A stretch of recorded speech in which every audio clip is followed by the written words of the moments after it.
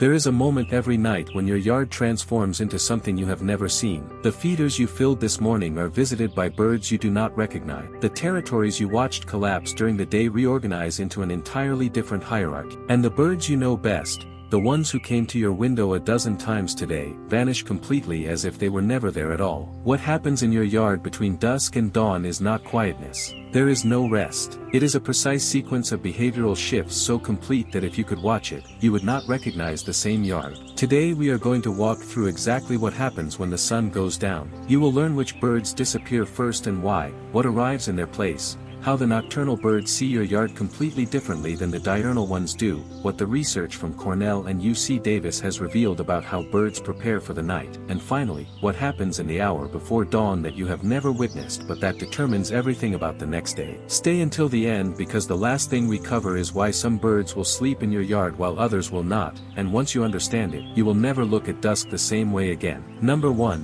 The last hour of light. The shift does not happen at sunset. It happens an hour before. This is the window that researchers call the pre-roost period, and it is when your diurnal birds begin the most energy-intensive hour of their entire day. There is a moment every night when your yard transforms into something you have never seen. The feeders you filled this morning are visited by birds you do not recognize. The territories you watched collapse during the day reorganize into an entirely different hierarchy. And the birds you know best, the ones who came to your window a dozen times today, vanish completely as if they were never there at all. What happens in your yard between dusk and dawn is not quietness. There is no rest. It is a precise sequence of behavioral shifts so complete that if you could watch it, you would not recognize the same yard. Today we are going to walk through exactly what happens when the sun goes down. You will learn which birds disappear first and why, what arrives in their place, how the nocturnal birds see your yard completely differently than the diurnal ones do, what the research from Cornell and UC Davis has revealed about how birds prepare for the night, and finally, what happens in the hour before dawn that you have never witnessed but that determines everything about the next day.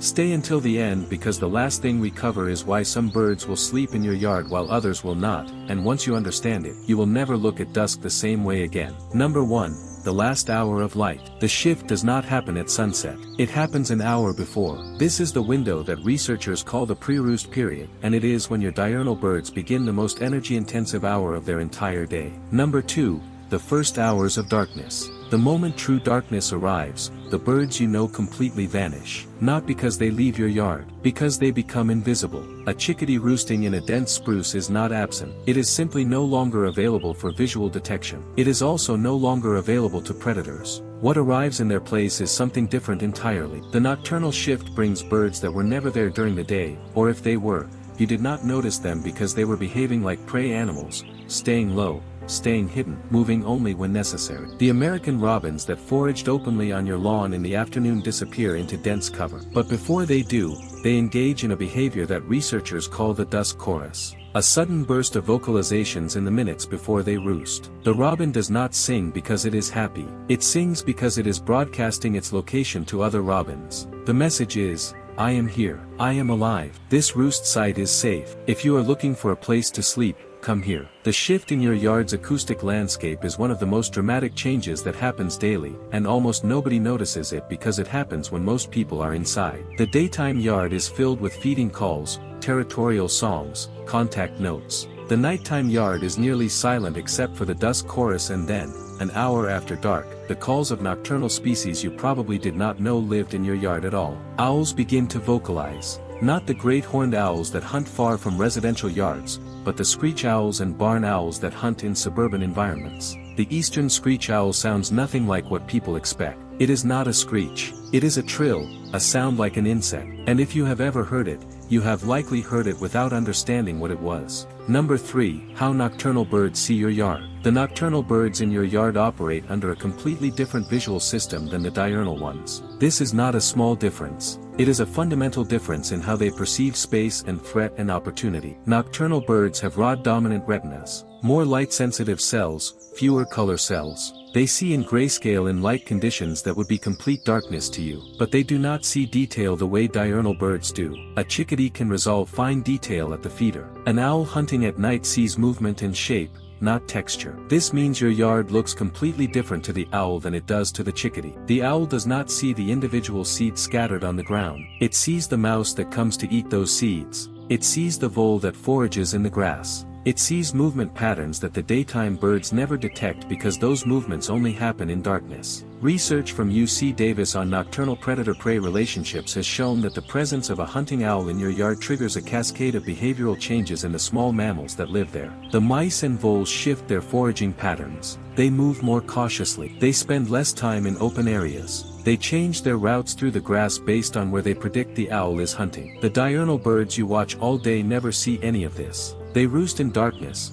unaware that an entire ecosystem is reorganizing around predator-prey dynamics that only operate when they are asleep. Number 4. The roost itself. The moment a bird settles into its roost site, its physiology shifts into a mode that is as different from daytime as waking is from sleeping, except the bird is not fully asleep. It is in a state that researchers call unihemispheric slow-wave sleep. One half of the brain sleeps while the other half remains alert. The bird roosting in your spruce is not unconscious. It is monitoring. The alert hemisphere is processing sound. It is detecting movement. It is ready to flush at the first sign of a predator. This is why birds that roost in exposed locations show higher stress hormones than birds that roost in dense cover. The bird knows, at some level below consciousness, whether it is safe or vulnerable. The chickadee that returns to the same branch every night has assessed that branch as having the optimal balance of concealment and escape route. The branch is thick enough to hide the bird from aerial predators. It is positioned where the bird can see approaching threats from the ground or other perches, and it is close enough to denser cover that the bird can flee into it in under a second if necessary. The bird does not consciously think through these calculations, but the calculations are being made. And the bird that chooses poorly, that roosts in an exposed location or a location with limited escape routes, has a measurably higher chance of not surviving the night. Number 5. The hour before dawn. The hour before sunrise is when your yard begins to wake up, but not in the way you might think. The birds do not suddenly become active. They begin to become active. The process takes an hour. It is gradual. It is precise. Research on avian morning activity from Cornell has documented that birds do not simply open their eyes at sunrise and begin to forage. They emerge from roost sites in a specific sequence. The species that are most vulnerable to predation in open areas emerge last, as the light becomes sufficient for them to see threats clearly. The species that are less vulnerable emerge earlier. The first birds to move are the ones that have already planned their day. The chickadees that will visit your feeder first thing in the morning have spent the night in a roost site selected specifically because it is adjacent to the route they will take to your feeder. They do not wander in the pre-dawn darkness. They move directly. The cardinals, which are slightly less vulnerable but still prey animals, emerge as the light increases. By the time the sun reaches the horizon, the major diurnal species have already left their roost sites and have begun moving toward their first feeding location. And then your day begins. The birds you see at the feeder at 7 a.m. have been awake and moving for nearly an hour. They have made countless micro-decisions about which routes are safe, which feeding locations to visit first, how much energy they can afford to spend. The smooth, almost casual way they arrive at your feeder is the end result of an hour of precise navigation and decision-making that happened while you were still asleep. Number 6. Why some birds never sleep in your yard. Not all birds roost in your yard. Some visit during the day and leave before dusk. Others pass through without ever stopping. The difference between the birds that stay and the birds that leave comes down to a single factor: safety assessment. A bird that roosts in your yard is making a prediction that your yard is safer at night than any alternative location. This prediction is based on direct observation over weeks or months. The bird has assessed the presence of predators,